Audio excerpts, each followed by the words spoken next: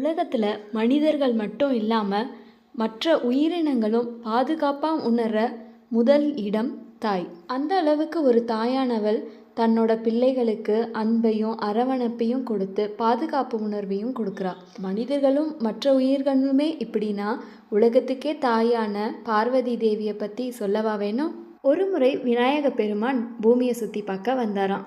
அப்போ ஒரு அழகான மானை பார்த்து அது கூட விளையாடிட்டு இருந்தார். அப்படி விளையாடிட்டு இருக்கும்போது விநாயகரோட நகம் பட்டு அந்த மானோட முகத்தில் ஒரு காயம் ஏற்பட்டுடுச்சு. கைலாயத்துக்கு திரும்பின விநாயக பெருமான் அங்கே தன்னோட தாய் பார்வதி தேவி சோர்வாகவும் அவங்க முகத்தில் ஏதோ காயத்தோடையும் இருக்கிறத பார்த்தாரு. கோபமாக இதை யார் பண்ணதுன்னு விநாயகர் கேட்க, இது உன்னால தான் நடந்தது, உன்னால் அந்த மானுக்கு ஏற்பட்ட காயம்தான் இது அப்படின்னு சொன்னாங்க. உடனே விநாயக பெருமானுக்கு புரிஞ்சது தாய் பார்வதி தேவி தன்னோட உயிர்கள் மேலே எவ்வளவு அன்பும் அரவணைப்பும் வச்சுருக்காங்கன்னுட்டு.